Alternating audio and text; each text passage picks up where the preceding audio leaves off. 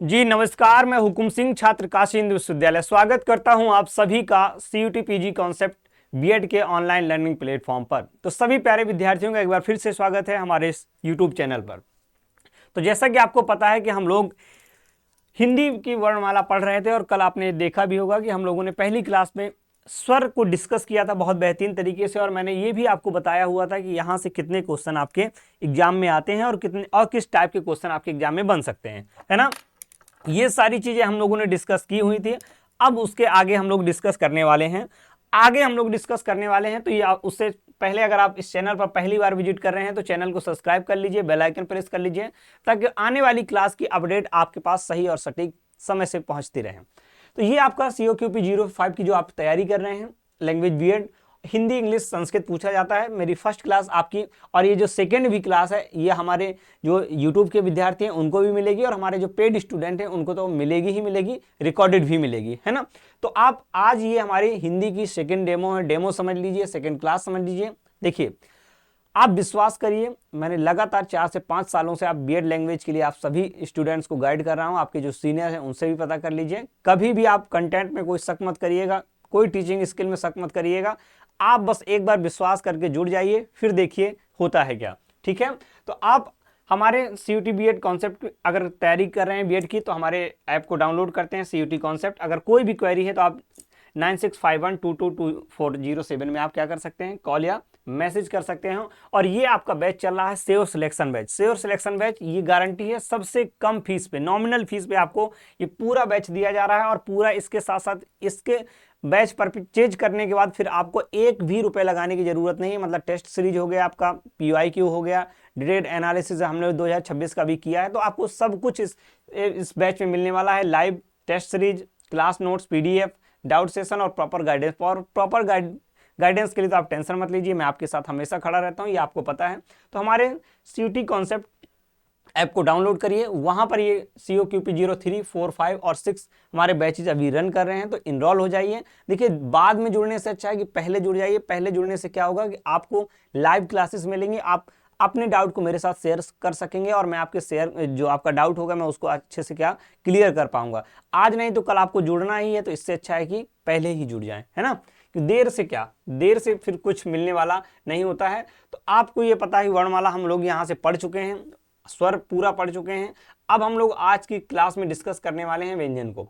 आज हम डिस्कस करने वाले हैं व्यंजन को। ये थोड़ा सा पढ़ लिए थे, लेकिन फिर भी हम लोग क्या करते हैं, थोड़ा सा ओवरव्यू इसका दोबारा से कर देते हैं और आगे चलेंगे। तो क्लास स्टार्ट करेंगे, और क्लास स्टार्ट करने से पहले मैं एक बार फिर से आपसे सभी से रिक्वेस्ट करूंगा, अगर आपने चैनल को सब्सक्राइब नहीं किया तो सब्सक्राइब करके रख लीजिए, ये आपके लिए बहुत ही बेनिफिट देने वाला चैनल है। चलिए, अब व्यंजन क्या है, मैंने कल आपको बताया था व्यंजन मतलब जो क्या होते हैं, बिना स्वर की सहायता से तो आप बोल ही नहीं सकते। तो सर इसका उल्टा आप कह रहे हैं, चाहे उल्टा कहिए चाहे सीधा कहिए, मैंने कहा कि बिना आप स्वर की सहायता से बोल ही नहीं सकते, मतलब वो तो क्या कहेंगे, व्यंजन। जो जो स्वरों की सहायता से बोले जाते हैं वो हमारे क्या होते हैं, व्यंजन होते हैं। क्लियर। ये आपने कहा, जैसे आपने लिखा था सर का, जैसे आपने लिखा था सर का, तो आपने कहा था सर ये किससे मिलकर के बना है, का प्लस आ से मिलकर के बना है, इसका ये स्वतंत्र है ही नहीं किसी तरह से। तो आपने कहा सर क्लियर है। फिर आपने कहा व्यंजनों की 3 श्रेणियां हम लोगों ने डिवाइड की थी। एक अंत्यस्थ व्यंजन, ऊष्म व्यंजन, ठीक है। अंतस्थ व्यंजन क्या होते हैं, मैंने कहा था कि ये डेफिनेशन याद रखिए या ना रखिए, लेकिन ये जरूर याद रखिए कि अंतस्थ व्यंजन होते कौन से हैं। या व रला ये हमारे क्या होते हैं, अंतस्थ व्यंजन होते हैं। ऊष्म व्यंजन क्या होते हैं, जिन व्यंजन वर्णों का उच्चारण घर्षण रगड़ के फलस्वरूप उत्पन्न होता है। ये भी नहीं याद रखना है, केवल ये याद रखना है कि हमारे ऊष्म व्यंजन होते कौन कौन से हैं। अगर आपने ये याद रख लिया कि अंतस्थ व्यंजन कितने होते हैं, ऊष्म व्यंजन कितने होते हैं, ये जान लीजिए आपका इतने में आपका क्या हो जाएगा, आपका क्वेश्चन सॉल्व हो जाएगा। आपको इसके अलावा फिर बात करने की जरूरत नहीं है ना, ये डेफिनेशन आपसे ना पूछी गई है ना पूछी जाएगी। आगे चलते हैं। अब आगे जो है हमारा कि स्पर्श व्यंजन। अब जो कंठ, तालु और मूर्धन, दांत और ओष्ठ के पूर्ण स्पर्श से बोले जाते हैं उनको क्या कहते हैं, स्पर्श व्यंजन। और स्पर्श व्यंजन को ही क्या कहते हैं, वर्गीय व्यंजन। तो एक बात याद रखिएगा कि स्पर्श व्यंजन होते कौन कौन से हैं। तो आपने कहा जो कंठ, तालु, ठीक है, मूर्धन, दंत, ओष्ठ। देखिए इस बार आपको क्या याद रखना है, इस बार बहुत आपको एक आज कहते हैं ना कि आपको एक पैनी नज़र रखनी होगी आपके क्वेश्चन और आंसर पर, आपके पढ़ने और पढ़ाने पर, क्योंकि अब जिस हिसाब से हम लोग सोच रहे थे उस हिसाब से क्या किया है, अब ये थोड़ा सा पैटर्न जहां हम लोग सोचते हैं कि इतना ही आएगा तो एनटीए क्या करता है वहां से आगे बढ़ जाता है। तो इसने क्या किया, अब आपसे इसी का क्रम पूछ लिया था, इसका पूछा था इस वर्ग का क्रम कि कौन सा वर्ग किस इस क्रम को, वर्ग के क्रम को, स्पर्श व्यंजन को क्या करिए, इनको क्रम से लगाइए। पहले आया था का वर्ग, चा वर्ग, टा वर्ग, तो आपको याद रखना है इसी क्रम में। किसी ने उम्मीद नहीं की होगी, लेकिन हम तो पढ़ाते ऐसे ही हैं। ऐसा तो है नहीं कभी का वर्ग के बाद आपको पा वर्ग पढ़ाया हो, कभी ऐसा तो है नहीं टा वर्ग के बाद आपको का वर्ग पढ़ाया हो। मेरा तो पढ़ाने का तरीका ही यही है, तो बस आपको थोड़ा सा ध्यान रखना है। यही आपके एग्जाम में इस बार पूछा गया था। अब आपने कहा कि स्पर्श व्यंजन को सर क्या कहते हैं, स्पर्श व्यंजन को हम क्या कहते हैं, वर्गीय व्यंजन भी कहते हैं, और इनकी संख्या कितनी होती है, इनकी संख्या 25 मतलब 25 होती है। बस इतना आपके 3 क्वेश्चन यहां से आपको देखिए, आपको जरूरत नहीं पड़ेगी कि सर कैसे क्वेश्चन बनेगा, हम क्या पढ़ें क्या ना पढ़ें, इससे कैसे क्वेश्चन बनेगा। हर एक पॉइंट पर मैं आपको क्वेश्चन बताते हुए चलता हूं। मैंने कहा कि स्पर्श व्यंजन को क्या कहते हैं, आपने कहा सर वर्गीय व्यंजन कहते हैं। वर्गीय व्यंजन की संख्या कितनी होती है, आपने कहा 25 होती है। ठीक है, अगर इनका उच्चारण स्थान पूछे तो आपको बताना है कि पहले कंठ, इसके बाद आपका तालु, कंठ के बाद तालु आता है, तालु के बाद मूर्धन, दंत, फिर ओष्ठ। क्लियर। अब इनका जो है स्पर्श व्यंजन या वर्गीय व्यंजन क्या होते हैं, का से लेके मां तक, का से लेके मां तक जो होते हैं वो हमारे क्या होते हैं, वो हमारे होते हैं क्या, वो हमारे होते हैं स्पर्श व्यंजन। क्या होते हैं, वो हमारे होते हैं स्पर्श व्यंजन। अब आता है आपका पहला वर्ग कौन सा है, का वर्ग। तो आपको याद रखना है का वर्ग में कौन कौन से आते हैं, का खा गा घा अंगा, का खा गा घा अंगा। ये हमारा क्या होता है, ये हमारा पंचम वर्ण होता है। क्या होता है, ये हमारा होता है पंचम वर्ण। क्या, ये पंचम वर्ण होता है, इनको अनुनासिक व्यंजन भी कहते हैं। ठीक है, तो ये जो हमारा पंचम वर्ण है, ये जो हमारा पंचम वर्ण है, इसको हम क्या कहते हैं, इसको हम कहते हैं ये मंगलम, इसको हम कहते हैं अनुनासिक व्यंजन, नासिक व्यंजन कह दीजिए, नासिक व्यंजन। इनको क्या कहते हैं, इनको हम कहते हैं नासिक व्यंजन। क्लियर। आपने कहा का वर्ग, का वर्ग में कौन कौन से आते हैं, का खा गा घा अंगा, का खा गा घा अंगा। ये याद रखना है, अभी अघोष आएगा, सघोष आएगा, अल्प प्राण आएंगे, महाप्राण आएंगे, इसके बगैर फिर आप नहीं पढ़ पाएंगे आगे, अगर ये याद नहीं रहेंगे तो। इसका का वर्ग के बाद तुरंत याद करिए चा वर्ग आता है। क्या आता है, चा वर्ग। चा वर्ग में कौन कौन से आते हैं, चा छा जा झा इया, चा छा जा झा इया। इसका टा वर्ग आता है टा ठा डा ढा अड़ा, टा ठा डा ढा अड़ा। ता वर्ग आता है ता था दा धा ना, ता था दा धा ना। और आपका पा वर्ग आता है, पा वर्ग में पा फा बाबा, पा फा बाबा मा। तो ये आपको सीक्वेंस याद रखना है। अब आपसे और भी अगर डिटेल में जाएगा तो ये भी पूछ सकता है कि निम्नलिखित में से कौन सा चा वर्ग की श्रेणी में नहीं आता है, निम्नलिखित में से कौन सा चा वर्ग की श्रेणी में नहीं आता है, निम्नलिखित में से कौन सा चा वर्ग की श्रेणी में आता है, टा वर्ग की श्रेणी में आता है। तो हर एक जगह आपको अलर्ट रहना होगा, हर एक जगह अलर्ट रहना होगा। अभी आपके पास सफिशिएंट टाइम है, आप अभी से अगर हमारे साथ जुड़ जाएंगे तो ये मान लीजिए आप कम से कम 3 से 4 बार आप क्या कर पाएंगे, 3 से 4 बार आप रिवीजन कर पाएंगे। Theory plus MCQ, concept plus MCQ, question कराऊंगा, पीवाईक्यू कराऊंगा, इस टॉपिक से रिलेटेड कितने क्वेश्चन आए हैं वो कराऊंगा, और क्या मोस्ट इंपॉर्टेंट क्वेश्चन बन सकते हैं वो कराऊंगा। तो आपको कुछ भी दिक्कत नहीं है, बस मेरी बातों को ध्यान से सुनते रहिए। नोटबुक लेकर के बैठे हैं तो नोट करते जाइए, और ये तो मैं आपको दूंगा ही दूंगा, परेशान मत रहिए। और ये यूट्यूब वाले हैं, थोड़ा सा उनको हो सकता है ये कंटेंट ना पहुंच पाए, आपके लिए वीडियो पहुंच गया है। इस कंटेंट को लेने के लिए आपको पेड बैच में आना होगा। क्लियर। चलिए देखिए, मैं ये गारंटी देता हूं, जैसे ही आपको पता चलेगा हुकुम सर बीएड के लिए यहाँ पढ़ा रहे हैं, आज आपको अभी नहीं आप बाद में जुड़ेंगे, लेकिन जुड़ेंगे 100%, जुड़ेंगे 100%। क्यों? क्योंकि एक जो विश्वास होता है ना स्टूडेंट्स का, वो मैंने कमाया है 4 साल में। मैं ऐसा नहीं कहता कि मैं इस दुनिया में केवल मैं ही विद्वान हूं, लेकिन ये पता है इस फील्ड के लिए मैं थोड़ी सी गहन जानकारी रखता हूं, वो मुझे एरिया पता है। मुझे कहने में कोई डाउट नहीं है कि मैं इस फील्ड में जानकार हूं, और विद्यार्थियों को पढ़ाता हूं और अच्छे से पढ़ाता हूं। क्लियर। तो इतना क्लियर हुआ होगा आपको कि आपको स्पर्श व्यंजन को क्या कहते हैं, वर्गीय व्यंजन कहते हैं। इसमें सभी हमारे कंठ, तालु, मूर्धा, दंत और ओष्ठ आते हैं। इनकी संख्या कितनी होती है, 25 होती है।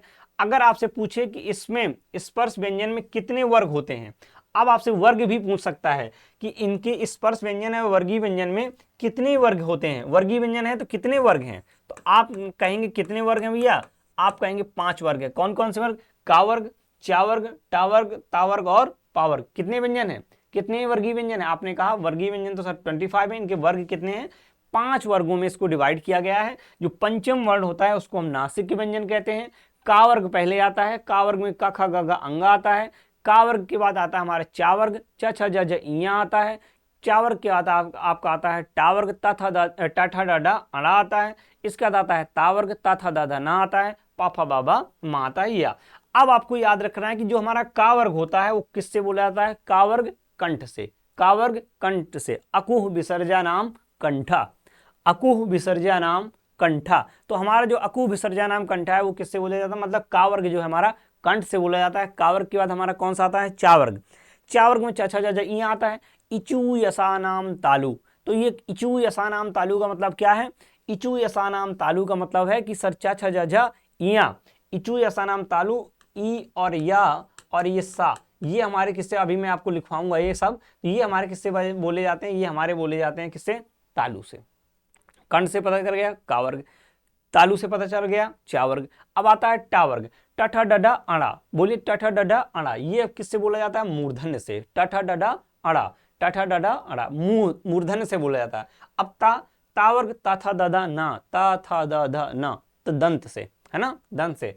और आपका पावर किससे, पा फा बाबा, हाँ, आपके ओष्ठ हो रहे हैं तो आपका किससे बोला जाता है, ये आपका बोला जाता है ओष्ठ से। अब मुझे लगता है इतना यहां से किसी भी टाइप का अगर आपसे क्वेश्चन पूछ रहा है तो समझ लीजिए आपसे गलत होने वाला नहीं है, ऐसी मुझे आपसे उम्मीद है। ठीक है, मेरे तरफ से आपको कोई दिक्कत नहीं होगी, आपको मैंने बता दिया। अब आप मुझे बताइए, अब आप मुझे बताइए यहां तक आपको सभी को क्लियर है कि नहीं। चलिए एक बार मुझे बता दीजिए सभी को क्लियर है कि नहीं, भैया क्लियर होना चाहिए है ना, जब तक क्लियर नहीं होगा तब तक मजा बिल्कुल नहीं आएगा। तो आपको क्लियर होना ही पड़ेगा और ऐसे ही बस याद करते चलिए, ऐसे ही अगर याद करते रहेंगे, ऐसे याद करते रहेंगे, एक समय ऐसा आएगा कि आपको सब याद हो जाएगा। प्रैक्टिस करेंगे मजा आ जाएगा और इसके आपके कम से कम मैं आपको टॉप 50 क्वेश्चन करवाऊंगा। और टॉप 50 क्वेश्चन में आपका क्या भी रहेगा, आपका PYQ रहेगा। PYQ में अगर 22 में, 23 में, 24 में, 25 में और 26 में जिस तरह से आपके क्वेश्चन पूछे गए हैं वो सारे मैं क्या कराऊंगा, इस वर्णमाला से मैं आपको क्या करा दूंगा, आपको डिस्कस कर दूंगा। तो अब आप देखेंगे फिर आपका कॉन्फिडेंस क्या हो जाएगा, वो आपका कॉन्फिडेंस क्या हो जाएगा, हाई हो जाएगा कि चलिए 27, 24, 25, 26 में जिस तरह से आपके वर्णमाला में जितने भी क्वेश्चन पूछे गए हैं वो सब दे दूंगा और आपसे मोस्ट इंपॉर्टेंट जो भी आपके एक्सपेक्टेड क्वेश्चन बन सकते हैं वो आपको दे दूंगा। क्लियर। अब देखिए उच्चारण के स्थान पर मैंने कहा आपको याद रखना है, कुछ नहीं याद रखना है, केवल याद रखना है कि काकल्य वर्ण कौन सा है हमारा। अगर आए कि आपके निम्नलिखित में से कौन सा काकल्य वर्ण है तो आपको याद रखना है काकल्य वर्ण में कौन सा आता है, बस केवल और केवल हमारा हा आता है। काकल्य वर्ण कौन सा है हमारा, हा, बस याद रखिएगा काकल्य वर्ण हमारा कौन सा है, काकल्य वर्ण हमारा है कौन सा, हा। क्लियर। इसके बाद आता है कंठ, कंठ में आता है क ख ग घ अंगा, तो ये मैंने आपको बता दिया। अब देखिए क ख ग घ अंगा आ गया, च छ ज झ इया आ गया है ना, इसका टा ठा डा डा अड़ा आ गया और आपका क्या आ गया, आपका क्या आ गया, आपके ये सारे वर्ग आपने क्या कर दिए, आपने ये सारे वर्ग आपने याद कर लिए। ठीक है, चलिए उच्चारण के स्थान पर हो गया। अब देखिए आपको याद रखना है, आपको क्या याद रखना है, आपको ये याद रखना है कि जो कंठ से होता है इसको हम क्या बोलते हैं, काखा गागा अकुह विसर्जा नाम कंठा। तो अब आपको याद रखना है, इसमें मैंने एक ट्रिक बताई थी, अकुह विसर्जा विसर्जा नाम, अकुह विसर्जा नाम, अकुह विसर्जा नाम क्या हो गया, अकुह विसर्जा नाम कंठा। इसका मतलब क्या है, इसका मतलब ये है कि आपका देखिए, इसका मतलब ये है कि आपका जो आ है, जो आ है ये हमारा किससे बोला जाता है, आपने कहा सर ये आ भी हमारा किससे बोला जाता है, कंठ से। अगर आप इतना नहीं याद करना चाह रहे हैं, अगर आप इतना नहीं याद करना चाह रहे हैं तो मेरे कहने से आप क्या याद रख लीजिए, मेरे साथ बोलिए अकुह विसर्जा नाम कंठा, अकुह विसर्जा नाम कंठा, ये आप याद कर लीजिए, अकुह विसर्जा नाम कंठा। ठीक है, इतना कर लीजिए। इतना याद हो गया। अकू विसर्जनाम कंठा का मतलब क्या है? अकू विसर्जनाम कंठा का मतलब आपने समझ लिया कि अकू विसर्जनाम कंठा, इसका मतलब है सर क्या, इसमें और आप शब्द कौन कौन से जोड़ सकते हैं? इसमें आप शब्द जोड़ सकते हैं क्या, अकूह में, इसमें सर हमारा क्या आएगा, इसमें हमारा एक आएगा आ, और ये हमारा क्या आ जाएगा, हा आ जाएगा। तो आ और हा को भी देख लीजिए कि कंठ से तो बोला ही जाएगा, कंठ से बोला ही जाएगा। अकुह विसर्जनाम कंठा मतलब का वर्ग तो कंठ से बोला ही जाएगा। और कौन कौन से कंठ से बोले जाते हैं? उसी में बोला जाएगा हमारा क्या, आ बोला जाता है, और हमारा क्या बोला जाता है, हमारा हा बोला जाता है। ठीक है, तो आपने कहा बिल्कुल सर, ठीक है। अब आता है तालब्य। तालब्य में आपको तावर्ग आता है। तालब्य में आपको पता है कि कौन सा वर्ग आता है? आपने कहा तावर्ग आता है। एक मिनट थोड़ा सा मैं देख लूं, इसका तालब्य का क्या होता है? इसका होता है हमारा इचू यसानाम तालु। क्या? इचू यसानाम, इचू इचू यसानाम, एक मिनट, ये आप देखिए पूरा नहीं याद करना, ये बहुत, मुझे तो बहुत, मैंने ऐसे ही याद किया था। इचू यसानाम, एक अच्छे से लिख देता हूं, रुक जाइए। इचू यसानाम तालु। अब देखिए इस तरह से अगर आप याद रखेंगे, इस तरह से याद रखेंगे, थोड़ा सा मैं एक बार देख लेता हूं, क्योंकि मैंने जो ट्रिक बनाई थी ना, एक मिनट रुक जाइए, थोड़ा सा मैं देख के बता देता हूं आपको, ताकि ये ट्रिक याद रहेगी तो बढ़िया रहेगा।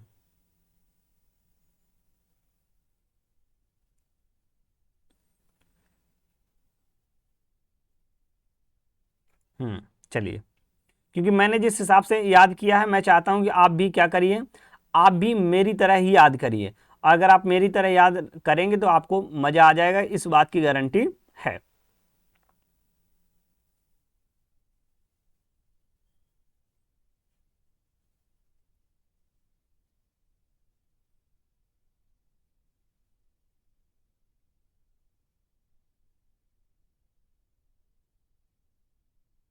चलिए, आपने कहा बिल्कुल सर, तो अब आपने कहा देखिए, इतना याद करने से अच्छा है कि 2 सूत्र याद कर लीजिए। 5 सूत्र, 5 वर्ग है, 5 सूत्र याद लीजिए, कसम से मैं बता रहा हूं आपको। फिर और सर याद कैसे होंगे? इनको याद करने का तरीका बार बार लिखिए। इचू यसानाम तालु, अकु विसर्जनाम कंठा। अब आपने कहा अकु विसर्जनाम कंठा, आ का मतलब कि सर ये आ बोला जाएगा कंठ से, और ये हा बोला जाएगा कंठ से, और ये क्या, कु का मतलब क्या, का वर्ग। इस कु का मतलब क्या भैया, इस कु का मतलब का वर्ग। अब बताइए, इतना रटने से अच्छा है कि इतना सूत्र याद रख लें, और ये विसर्जनाम से हमको कोई मतलब ही नहीं है ना। तो आपने कहा अकु विसर्जनाम कंठा, आ और का वर्ग और हा, ये हमारे किससे हो जाते हैं, कंठ से। अब आपने कहा तालु, तो आपने कहा इचू यसानाम तालु। इचू यसानाम तालु का मतलब क्या, कि जो हमारा ई है, ये छोटी ई और बड़ी ई, क्या, छोटी ई और बड़ी ई, ध्यान रखना। इस ई का मतलब क्या है, छोटी ई और बड़ी ई। यसानाम का मतलब या भी हमारा, मतलब छोटी ई बड़ी ई, और हमारा क्या, या भी आएगा, और ये वाला सा आएगा। ये वाला सा कौन, कहां से बोला जाता है? आपने कहा तालब्य सा। ये कौन सा सा है? आपने कहा तालब्य सा। तो देखिए, आपने कहा इचू यसा नाम तालु, इचू यसा नाम तालु का मतलब क्या, छोटी ई और बड़ी ई। यसा नाम, या भी आएगा, यसा नाम। अब आपने कहा ये भी हमारा तालब्य सा आ गया, नाम तालु। अब आपने कहा और ये हमारा कौन सा वर्ग, ता वर्ग हमारा आता है। ता वर्ग में कौन कौन, चा वर्ग में कौन कौन से आता है, चा छा जा जा जी, चा छा जा जा इया। ठीक है, अब इससे बताइए क्या, चा छा जा जा इया और या सा। अब बताइए, और छोटी ही बड़ी, इतना आसान से क्या और हो सकता है, बोलिए। इससे आसान मुझे नहीं लगता कि आपको वह ऐसे याद करेंगे, चा आता है, खाता है, तो जान लीजिए याद है करते रह जाएंगे, नहीं याद होगा। बी ऑनेस्ट, मानिए मेरी बात, ईमानदार थोड़ा सा बनिए, और मैं जो सच है वो मैं आपको बताने से कभी पीछे नहीं हटता, है ना। यही एक तरीका है, इनको बेहतरीन तरीके, कभी आपका जीवन में गलत नहीं होगा अगर मेरे कहने से आपने याद कर लिया। क्या, अकुह विसर्जा नाम कंठा, आ का मतलब छोटा, का का मतलब का वर्ग, हा का मतलब हा। तो ये हमारे सारे वर्ग का वर्ग में कौन कौन से आते हैं, का खा गा गा अंगा, मैंने आपको पहले बता दिया है। आ आता है और हा आता है। अब आता है आपका तालब। तालब में क्या आता है, चा वर्ग, चा छा जा जा इया, ये तो आएगा ही आएगा। इचू यसा नाम तालु, ई का मतलब छोटी बड़ी, चा का मतलब चा वर्ग, चा छा जा जा इया, और या और आपका तालब सा, शरीफा वाला तालब सा, ये आपको याद रखेगा। अब इसके बाद आपका एक और आता है जो आपका, ठीक है, ऋण। अब इसका आप कहेंगे मूर्धन्य, मूर्धन्य में कौन सा आता है? आपने कहा सर ये तो टा वर्ग होता है। आपने कहा ये तो सर कौन सा वर्ग होता है? इसमें आपने कहा ये टा वर्ग होता है। और टा वर्ग में आपको क्या याद रखना है? रिटुर, क्या? रिटुर सनाम, ठीक है, रिटुर शाम। चलिए, ये आपका, मैंने ये आपको सूत्र लिख दिया। देखिए मैं वो चीज आपको लिख रहा हूं, देखिए मुझे अगर भूल भी जाएगा तो कोई दिक्कत नहीं है ना, मुझे भूल जाएगा तो कोई दिक्कत नहीं है, लेकिन आपको दिक्कत ना हो, इसलिए मैं नहीं चाहता कि कोई गलत लिखे, या मैं आपके पास, देखिए विद्वान वो नहीं है जो कहता कि अरे मैं तो बिना बुक के पढ़ाता हूं। भाई बिना बुक के कोई पढ़ाता ही नहीं है, और अगर स्पेशली मेरी बात करेंगे तो मैं बिना बुक के कभी नहीं पढ़ाता, बिना मैं नोट्स के कभी नहीं पढ़ाता, है ना। मेरे पास हमेशा मैं रख के पढ़ाता हूं भाई, रखा रहता है। भले ही मुझे कितनी चीजें आती हैं, फिर भी मैं एक बार पढ़ के आता हूं। और आपको कोई गलत, देखिए मुझे नहीं आता होगा, मैं आपसे स्पष्ट बता दूंगा मुझे नहीं आ रहा, मैं इसको कल पढ़ करके आपको बताऊंगा। लेकिन मैं अपना भौकाल बनाने के चक्कर में मैं ये कह दूं कि नहीं, जो मैंने कहा वही सत्य है। आप जो नोट्स बनाए हैं, आपने जो किताब में पढ़ा है कहीं, वो आपका क्या है, वो आपका क्या है, वो आपका गलत है। अगर आप ये सोच रहे हैं कि मैं अगर इस तरह से करूं तो ये जान लीजिए तो फिर मेरे बस का नहीं है। मैं भले ही आपको क्या करूंगा, मैं भले ही आपको कल पढ़ के बताऊं, कोई चीज अगर मुझे नहीं आएगी, मैं कहूंगा कि मैं भैया इसको कल पढ़ के बताऊंगा, लेकिन बताऊंगा सही, ताकि आप अपने एग्जाम में क्वेश्चन ना करें। मेरे एक झूठ बोलने से आपका 4 नंबर चला जाएगा, तो ये सब मुझसे नहीं हो पाएगा। तो इसलिए मैं क्या करता हूं, मुझे थोड़ा सा देखना पड़ा तो मैं बोला देख लेता हूं। ठीक है, अब देखिए रिटूर सा नाम दंता का मतलब क्या है। रिटूर सा नाम दंता का मतलब क्या है कि आपको ये याद रखना है कि आप सर ये क्या बताए हैं। मैंने कहा रिटूर सा नाम दंता। अब ये टा वर्ग, तो अब ये आपकी जिम्मेदारी है कि अब मैं आपसे पूछूं कि टा वर्ग में कौन कौन से आते हैं। बताइए आप जो चाय पी रहे हैं बैठ के, हाँ आप बताइए। अब ये पीछे बताया ना वर्गीय व्यंजन में, टा वर्ग में कौन कौन से आते हैं? टा वर्ग में टाठा डाडा आड़ा ना, ठीक। चलिए, तो आपने कहा टावर्ग में कौन कौन से आते हैं सर? टाठा डाडा अड़ा। तो आपने कहा टावर्ग में टाठा डाडा अड़ा, तो आपने कहा सर ये अगर री आ गया, आपने इतना तो अगर आप इससे पढ़ेंगे तो आपको तो इतना ही पता चलेगा कि टाठा डाडा अड़ा। अगर इसमें री आ गया तो कैसे बताएंगे, आपको नहीं पता। तो आपने कहा सर री आ गया, तो री भी हमारा कहां से बोला जाता है? मूर्धन्य से बोला जाता है। टावर्ग में टाठा डाडा अड़ा सब बोले जाते हैं। और ये सर रा भी हमारा किससे बोला जाता है? मूर्धन्य से बोला जाता है। और ये वाला जो षटकोण वाला सा है, ये हमारा कौन सा सा है? आप कहेंगे सर मूर्धन्य सा है। अगर ये कहीं देखने को मिले तो इसको सा मत पढ़ा करिए, ये कहिएगा ये कौन सा सा है? मूर्धन्य सा है। क्लियर? ये कौन सा सा है भैया? मूर्धन्य सा है। मैं थोड़ा सा टाइम जरूर ले रहा हूं, लेकिन आपको एकदम क्रिस्टल क्लियर याद हो जाएगा। ठीक है, अब आता है हमारा दंत। ठीक है, अब दंत में आपको क्या करना है, यहां से इसको हटा देता हूं। दंत में आपको क्या करना है? दंत में आपको याद रखना है, दंत में आपको क्या रखना है? रेतुल, रेतुल, है ना, रेतुलसा, रेतुलसा नाम। अब देखिए रेतुलसा नाम दंता, इसका मतलब क्या है? रेतुलसा नाम दंता का मतलब क्या है भैया? ध्यान दीजिए, रेतुलसा नाम दंता का मतलब यह है कि अगर ये आपको क्या है, अगर ये आपको रे ला लिखा है रेतुल, तो आपने कहा सर अगर ला आ जाता है तो ये हमारा क्या हो जाएगा? ला आ जाता है, तो ये भी हमारा कहां से बोला जाता है? ये हमारा दंत से। और आपने कहा ता का मतलब सर क्या? ता था दादा ना, ता था दादा न। और ये वाला जो सा है, ये कौन सा सा है? ये आपका दंत सा है। ये वाला कौन सा सा है? मूर्धन्य सा है। शरीफा वाला सा कौन सा है? वो आपने कहा तालव्य सा है। क्लियर? तो आपने कहा सर अगर ला आ जाएगा, ता वर्ग का कोई भी वर्ण आ जाएगा और ये सा आ जाएगा, तो हम क्या कर देंगे? ये हमारा क्या हो जाएगा? ये हमारा हो जाएगा कौन सा वर्ण? आपने कहा ये दंत वर्ण। अब आपने कहा ओष्ठ। अब आपने कहा ओष्ठ में क्या होता है? ओष्ठ में तो आपको थोड़ा सा अंदाजा लग जाता है, वो इसलिए भी लग जाता है क्योंकि आपको पता रहता है कि ओष्ठ आपके क्या करते हैं, ओष्ठ आपके क्या करते हैं। अब आपने कहा ओ, इसमें लिख देता हूं मैं, इसका है उपू, उपुध्य मानी।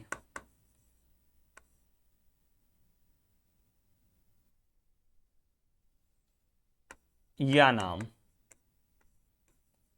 अब आपको इतना याद रखना, ये थोड़ा सा कठिन पड़ जाता है तो कोई बात है नहीं, कुछ चीजें तो आपको वैसे भी आपको देखने ही पड़ेंगे। अब इसको देखिए, इसको देख लेते हैं। अब इतना आपने कहा सर मजा आ रहा है, नहीं आ रहा है तो बताइए मुझे। अब आपने कहा उपधन नाम, उपधन मानी या नाम, तो आपने कहा सर ऊ का मतलब छोटा ऊ और बड़ा ऊ। अब पा का मतलब क्या, पा वर्ग पूरा, पा का मतलब क्या, पा वर्ग पूरा आपका। आपने कहा क्लियर सर, ठीक है। मानी माँ भी बोला जाता है, इसका ना भी बोला जाता है। तो आपने या देखिए, या भी याद रखिएगा, ये या भी आपको याद रखना है कि ये या कहां से, नहीं ये या नहीं बोला जाता यहां से, ठीक है। तो आपने कहा ऊ और पावर्ग ये हमारे कहां से बोले जाते हैं, ये हमारे बोले जाते हैं ओष्ठ से। अब आपको और क्या याद रखना है, अब आपको और याद ये रखना है कि आपका जो दंत ओष्ठ वर्ण है, आपसे एक क्वेश्चन और पूछा जा सकता है, आपसे एक क्वेश्चन और पूछा जा सकता है कि दंत ओष्ठ, आपके दंत दांत से और ओष्ठ से दोनों से बोले जाने वाले वर्ण कौन से हैं, वा और फा। मैं क्यों यहां पर थोड़ा सा एम्फेसाइज कर रहा हूं, क्योंकि यहां से क्वेश्चन हमेशा आता है और हमेशा गलत होता है स्टूडेंट का। अब आपका वर्तल वर्तस ना सारा ये नहीं भी याद रखेंगे तो कोई दिक्कत है नहीं, अब इतना याद रखिएगा। अब मेरे साथ बताइएगा, अगर का वर्ग से आएगा कोई भी अगर उच्चारण स्थान आएगा तो क्या गलत करेंगे, मैं एक बार और याद करा देता हूं। आपने कहा सर का वर्ग, अकुह विसर्जा नाम कंठा, अकुह विसर्जा नाम कंठा, इसका मतलब है सर आ और आ के बाद हा के बाद जितने भी हमारे का वर्ग में आते हैं, का खा गा गा अंगा, वो सब कहां से बोले जाते हैं सर, कंठ से बोले जाते हैं। Clear sir. तालु के लिए सर आपने एक सूत्र बताया, इचू यसानाम तालु, अगर ना याद हो तो जितना जितना ये बोल रहा हूं सूत्र ना, इतना इतना वीडियो काट लीजिएगा, जिस तरह से रील स्क्रॉल करते हैं बार बार मेरी बात को सुनिएगा, याद हो जाएगा। इचू यसानाम तालु, तो ई और ई, चू मतलब चा वर्ग पूरा, और या आपका ये जो या आया है क्या, या और सा, ये हमारे किस में आता है, ये हमारे आता है किसमें, तालव्य में। क्लियर। अगला आता है मूर्धन सा, मूर्धन में टा वर्ग आता है।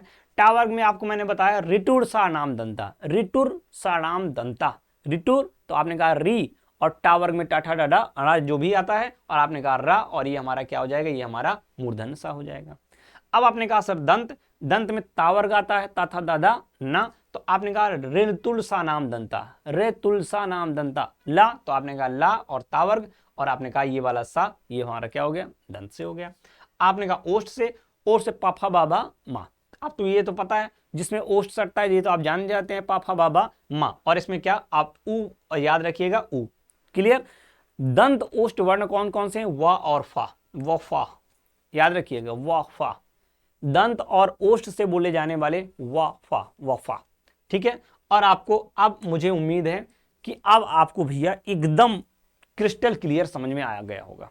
अब भी नहीं आया है तो फिर तो ये दिक्कत वाली बात है, और सबसे बड़ी दिक्कत कि आपके बात हो या ना हो, मेरे लिए तो बहुत बड़ी दिक्कत हो जाएगी, क्योंकि इतनी मेहनत से मैंने आपको बहुत बेहतरीन तरीके से क्या किया है, बहुत बेहतरीन तरीके से मैंने ये आपको सिखाया है। क्लियर।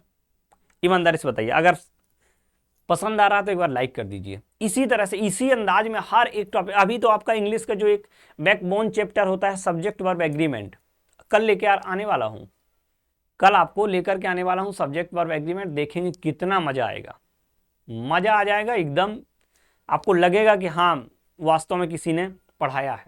जिस तरह से वर्णमाला है ठीक उसी तरह से इंग्लिश में जो हमारा चैप्टर रहता है सब्जेक्ट वर्ब एग्रीमेंट, ऐसा कोई एग्जाम बना नहीं जहां, ऐसा कोई एग्जाम नहीं जहां वहां से क्वेश्चन बना नहीं। जिस तरह से वर्णमाला इसी तरह से हमारा सब्जेक्ट वर्ब एग्रीमेंट, जिस तरह से आपको वर्णमाला रटाया है ठीक उसी तरह से आपको क्या कराऊंगा, उसी तरह से आपको क्या रटा दूंगा, ठीक उसी तरह से आपको सब्जेक्ट वर्ब एग्रीमेंट सिखा दूंगा, क्वेश्चन प्रैक्टिस करा दूंगा, PYQ करा दूंगा, और छोड़ दूंगा कि बताइए अगर इस टॉपिक से आएगा क्वेश्चन तो क्या आप गलत कर पाएंगे, आप कहेंगे नो सर।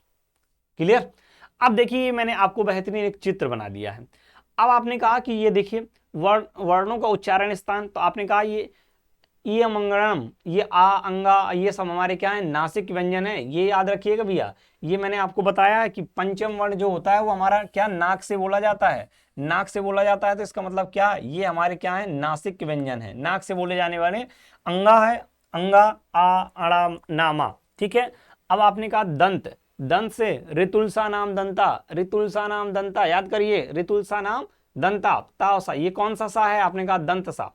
अब दंत ओष्ठ से वाफा, वाफा है, एक वो है ना, कौन सा गाना है, वफा, मेरा दिल जिस दिल पे फिदा है वो बेवफा है, ऐसे ही ना, ऐसे, तो आप याद रखिएगा वफा, दंत ओष्ठ वफा, ठीक है। आपने कहा अब ओष्ठ से बोलने जाना है, उपविधानाम पावर्ग और उ, आपने कहा क्लियर सर। कंठ ओष्ठ ये भी याद रखिएगा, कंठ ओष्ठ आपने कहा कंठ ओष्ठ में ये याद रखिएगा ओ और आ, ये याद रख लीजिएगा। अगर आपसे थोड़ा सा ये आपसे पूछ सकता है, अगर थोड़ा सा उसको परेशान करना होगा आपको, उसको लगेगा कि स्टूडेंट को परेशान कर देते हैं, तो ये आपसे पूछ सकता है कि कंठ ओष्ठ से कौन सा बोला जाता है। तो आपने कहा कंठ ओष्ठ से क्या बोला जाता है। अब देखिए कंठ ओष्ठ, अब आपने कहा कंठ ओष्ठ, ये ओ का निर्माण कैसे होता है, ओ का निर्माण कैसे होता है। तो आपने कहा सर आ से और क्या ऊ से, होता है कि नहीं, होता है कि नहीं। आपने कहा कंठ, कंठ ओष्ठ का मतलब क्या, जो कंठ से भी बोले जाएं ओष्ठ से भी बोले जाएं। तो आपने कहा ओ और औ, ये आपका अंग्रेज वाला, ये वाला चांद बिंदी वाला। आपने कहा ओ का निर्माण कैसे होता है सर, आ से मिलकर के और ऊ से मिलकर के। आ कहां से बोला जाता है, अकुह विसर्जा नाम कंठा, ये तो सर कंठ से बोला जाता है। ऊ कहां से बोले जाता है, उपधा नाम, उपधा नाम क्या है, आपने कहा सर ये तो ओष्ठ से बोला जाता है। तो इसलिए हम क्या इसको बोल देते हैं आ प्लस, इसको बोलते हैं कंठ ओष्ठ। क्या रटने की जरूरत है। अब आपको पता है कि ओ किससे मिलकर के बनता है, औ किससे मिलकर, आ प्लस ओ से मिलकर के बनता है, आ प्लस ओ से मिलकर के बनता है हमारा ओ। तो आपको क्या जरूरत है भाई, अब आपको जरूरत है क्या। आपने कहा नो सर, क्लियर। अब आपने कहा रिटुलसा नाम दंता, तो आपने कहा रिवर्ग टावर्ग और ये सा जरूर याद रखिएगा। ये आपका सा क्या है, ये आपका दंत सा है। ये वाला सा क्या है, ये सॉरी ये आपका क्या मूर्धन्य सा है। ये वाला सा क्या है, तालव्य सा है। ये क्या सा है, दंत सा है। इनको अब आपको ऐसे नहीं पढ़ना है सा की तरह, आपको पढ़ना है जैसे ही ये देखिए, अच्छा ये मूर्धन्य, ये कौन है, दंत सा, तालव्य सा, ठीक है, ठीक है। तो आपने कहा ये सर क्या है, मूर्धन्य सा है और ये तालव्य सा है, इचू या सा नाम तालु। कंठ और तालु से मिलकर के कौन कौन से बनते हैं, ए और ए, आ प्लस ई से मिलकर के क्या बनता है, ए। तो आपने कहा आ हमारा क्या हो गया सर, ये तो कंठ से बोला जाता है, ई किससे बोला जाता है, आपने कहा सर तालु से बोला जाता है, इसलिए इनको कह दिया कंठ और तालु। अब बताइए भैया, अब बताइए अगर अब एक भी डाउट हो, अगर सच में आपको याद हो गया है तो एक बार दिल फेंक कर मार दीजिए कमेंट बॉक्स में कि सर मजा आ गया, क्या गजब का आपने पढ़ाया है। मुझे लगता है हर बार से इस बार मैंने ज्यादा मेहनत की इस टॉपिक को पढ़ाने में, है ना। क्योंकि इस बार जो ट्रेंड देखने को मिला ना, ठीक ठाक ट्रेंड था, परेशान करने वाला था। अब मैं आपको परेशान नहीं होने दूंगा, क्लास की क्लास में याद कराऊंगा। अगर मैंने इतनी बार करा दिया और मेरे कहने से अगर एक बार आपने शाम को एक बार सुबह लिख करके देख लिया, सर ने बताया था कंठ से कौन कौन से बोले जाते हैं, अकुह विसर्जा नाम कंठा, आ कावर्ग का कावर्ग, हा सच क्लियर है, ता से क्या, इचू यसा नाम तालु। देखिए अगर ये सूत्र याद रख लेंगे तो आपको बाकी चीजें रट्टा मारने से बच जाएंगे। रट्टा गलत हो सकता है, सूत्र गलत नहीं होगा, ठीक है। अब भैया आता है आपका, आता है कि उच्चारण प्रयत्न के आधार पर एक होता है अभ्यंतर और एक होता है हमारे बाह्य। तो आपने कहा स्पर्श व्यंजन क्या होते हैं सर, आपने कहा का से लेकर के मां तक हमारे क्या होते हैं, वर्गीय, और इसको क्या बोलते हैं, स्पर्श व्यंजन। स्पर्श संघर्षी क्या होते हैं, चा छा जा जा, ऊष्म व्यंजन सा सा सा। अब आपको एक वर्ड और याद रखना है कि पार्श्विक व्यंजन किसको बोला जाता है। अगर आपको कहे कि निम्नलिखित में से कौन सा पार्श्विक व्यंजन है, तो इसको हम बोलते हैं क्या, इसको हम बोलते हैं ला। एक ही वर्ण है हमारा पार्श्विक व्यंजन। पार्श्विक व्यंजन क्या है हमारा, आपने कहा ला। लुंठित रा, लुंठित को क्या बोलते हैं, ये प्रकंपित व्यंजन भी होता है और इसको लुंठित रा भी बोलते हैं, तो ये भी याद रखना है। उक्षिप्त व्यंजन हमारे कौन कौन से हैं, डा ढा। अब ये वाला डा मत करिएगा, ये और ये ढा, इनके पीछे ये क्या रखता है, ये वाला जो नुक्ता रखता है, ये वाला ना, ये आपको याद रखना है। डा और डा हमारे क्या होते हैं, उक्षिप्त व्यंजन होते हैं।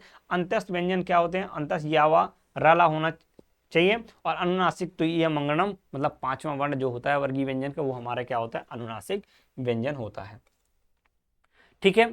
ये अब आपका बाह्य प्रयत्न के आधार पर, अब आपने कहा हाँ, तो देखिए अब मुझे ऐसा लगता है जैसे इसमें लिखा उच्चारण बाह्य प्रयत्न के आधार पर, और आपका ये क्या था, अभ्यंतर प्रयत्न के आधार पर।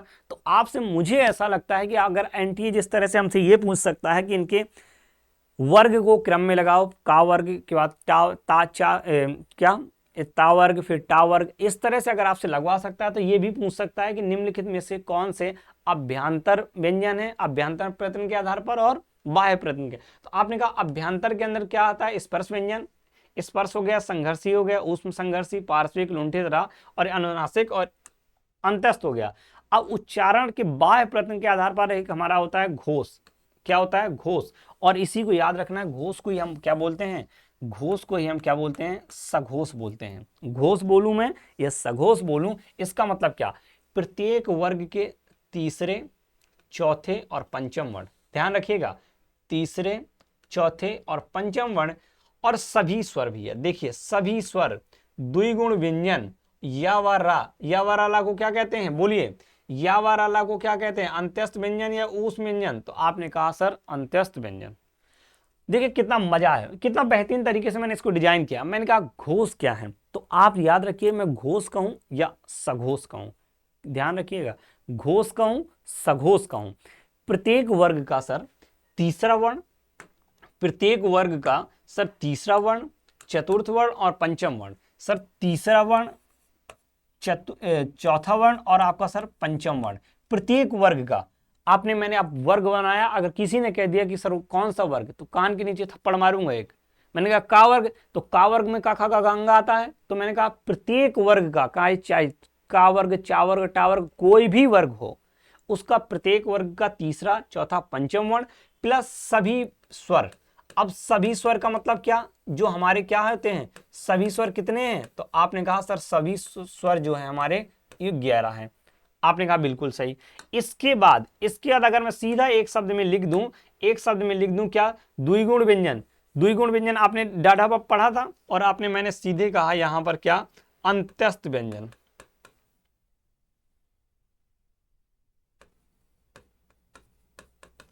अंतस्थ व्यंजन।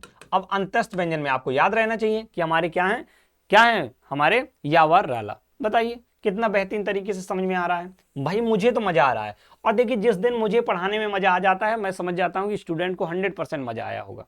मैं वो टीचर नहीं हूं कि जब मुझे खुद ही मजा नहीं आया पढ़ाने में, तो मुझे पता रहता है कि आज जो स्टूडेंट है निश्चित गरिया रहे होंगे, क्या है पता नहीं क्या पढ़ा के चला गया है, फर्जी ऐसे ही बोलता रहता है 5 साल से पढ़ा रहा हूं, है ना। तो जिस दिन मुझे मजा नहीं आया, जान लीजिए मैं फील कर लेता हूं कि आज मेरे स्टूडेंट निश्चित गाली दे रहे होंगे कि आज पता नहीं सर का मूड नहीं था कि क्या है, ढंग से पढ़ाई ही नहीं। तो अगर आपसे कभी पूछे कि हमारा जो है उस सघोष और घोष क्या है, तो प्रत्येक वर्ग का तीसरा, चौथा, पंचम वर्ण, सभी स्वर, या वाला और द्विगुण व्यंजन, डाढ़ा। ठीक है, तो आपने कहा कावर्ग। अब देखिए कावर्ग का ये तीसरा, चौथा, पंचम वर्ण, चावर्ग का तीसरा, चौथा, पंचम वर्ण। क्लियर है? अब आपने कहा सर ये तो क्लियर है। अब आता है हमारा अघोष। अब हमारा आता है कौन सा? अब आता है अघोष। अब अघोष में क्या आएगा? अघोष में क्या आएगा सुनिए। आपने कहा सर अघोष क्या होता है, तो आपने कहा प्रत्येक वर्ग का, सर प्रत्येक वर्ग का तीसरा, चौथा, प्रत्येक वर्ग का तीसरा, चौथा, तो हमारा क्या था? तीसरा, चौथा, पांचवा सघोष था। अघोष में क्या होगा? प्रत्येक वर्ग का प्रथम, द्वितीय वर्ण। क्या? प्रथम, द्वितीय वर्ण। ठीक है, तथा सा सा सा सा। अब देखिए इसमें हा नहीं है, याद रखिएगा। उस व्यंजन में केवल सा सा, उस व्यंजन तो सा सा सा हा होता है, लेकिन इसमें क्या है? इसमें सा सा सा।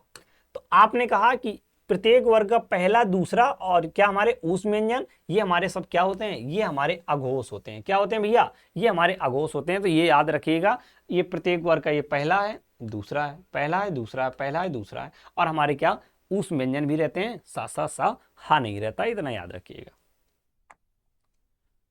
अब आता है अल्प प्राण। जिन वर्णों के उच्चारण में कम वायु की आवश्यकता होती है वो हमारे अल्प प्राण होते हैं। अल्प का मतलब छोटा, प्राण का मतलब क्या? वायु ही होता है भाई। जिस दिन आपका वायु का आना जाना बंद हो गया, आपका भी आना जाना और इस क्लास का आना जाना आप बंद कर देंगे।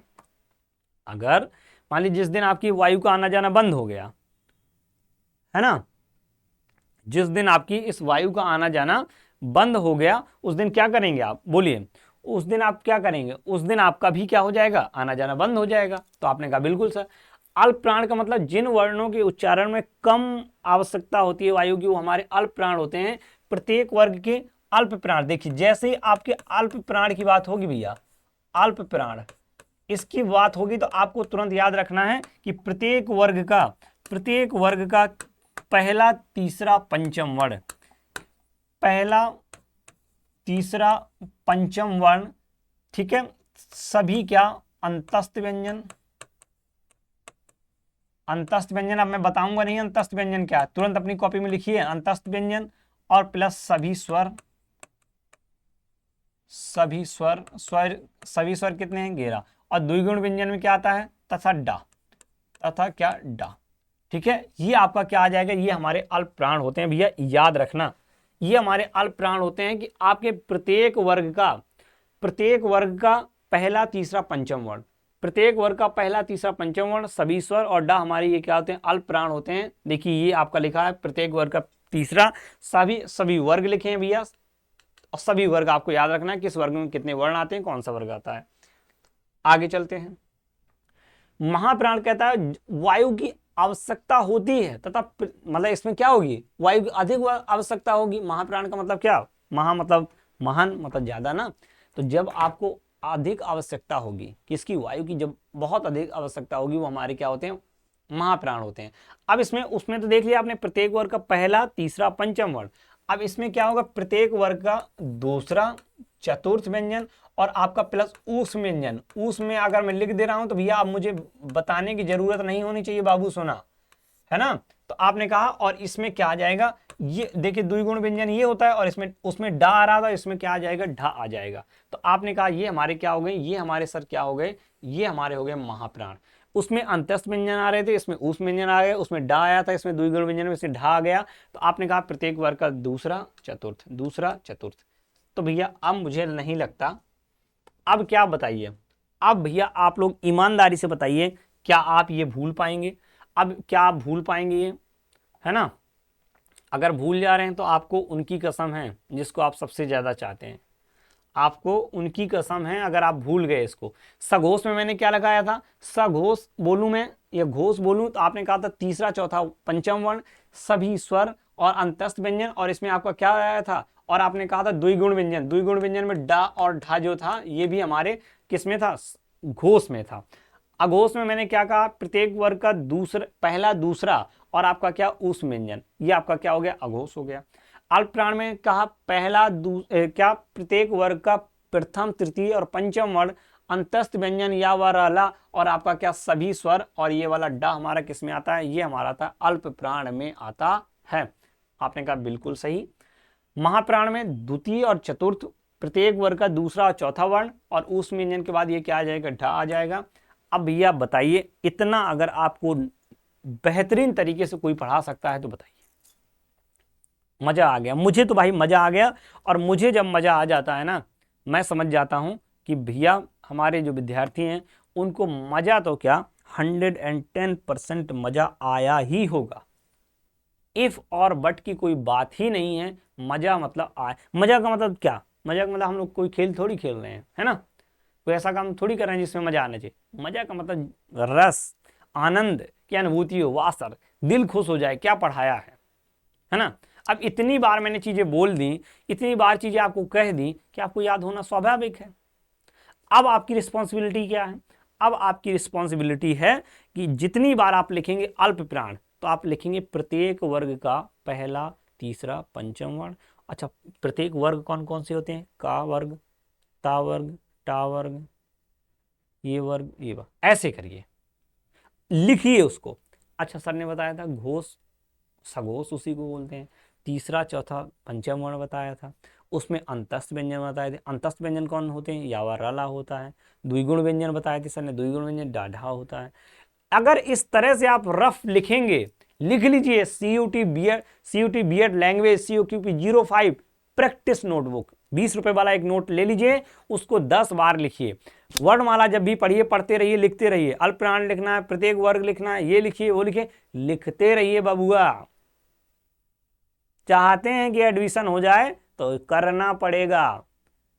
आज मैं बोल रहा हूं कि करना पड़ेगा तो इसका मतलब ये नहीं है कि मैंने नहीं किया है। और मैं बता दूं कि अब वो कॉपी नहीं है, आप जितनी बार मैं आपको बोल रहा हूं उससे ज्यादा बार मैंने लिख लिख कर याद किया है सब चीजें।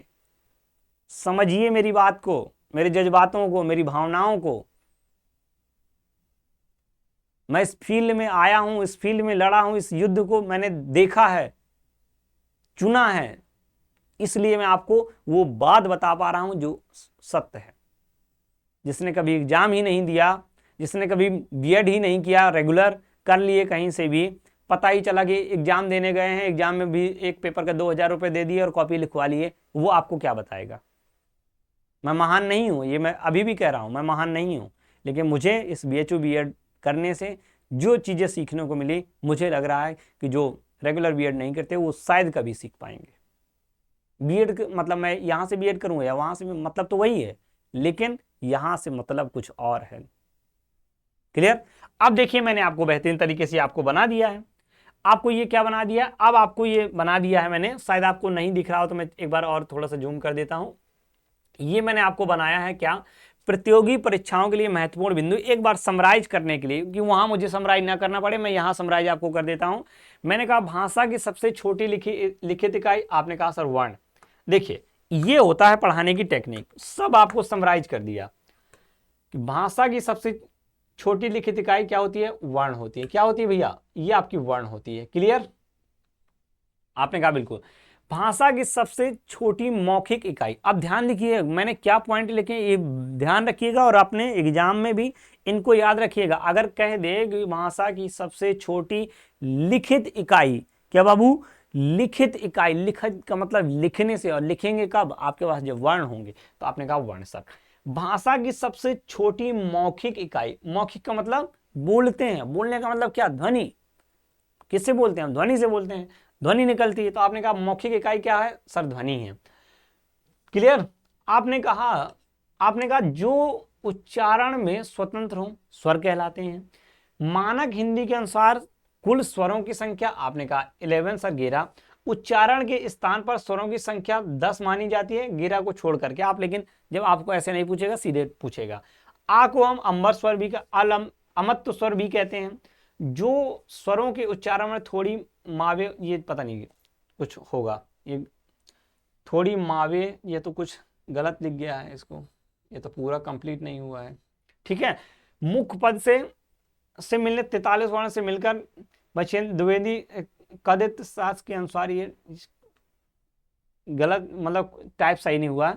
वर्णमाला में आपको याद रखना है कि कुल मिलाकर के 52 संख्या होती है, ये आपको सब पता है। अर्ध व्यंजक कौन कौन से, अब देखिए इसको अर्ध व्यंजक भी बोलते हैं, इसको क्या बोलते हैं, अर्ध व्यंजक भी बोलते हैं।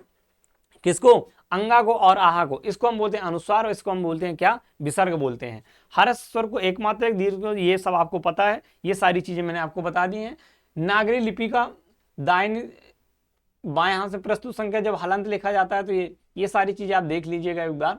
ठीक है, नागरी लिपि के उद्गम ब्राह्मणी लिपि से माना जाता है।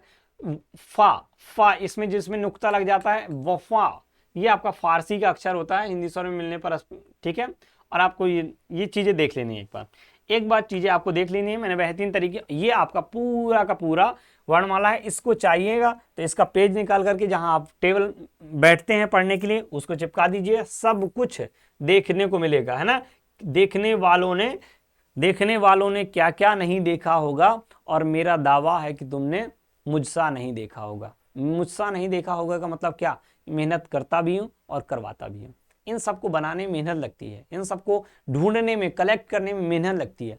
ऐसा ही नहीं हो जाता कि वो चैट जीपीटी में डाले वर्णमाला और पढ़ा के निकल लिए, भाई मेहनत लगती है। PYQ को छांटने में मेहनत लगती है, क्या ट्रेंड रहा वो सब देखने में मेहनत लगती है ना।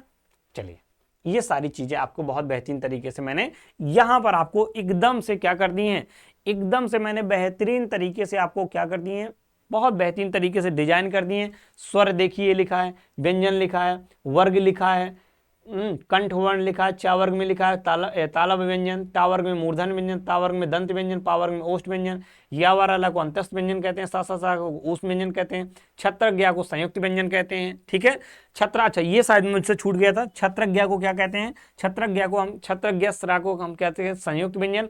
सा किससे बनता है, का और सा से मिलकर ता और रा से त्रा, या जा और यहाँ से स्रा, सा और रा से, ये जरूर याद रखिएगा।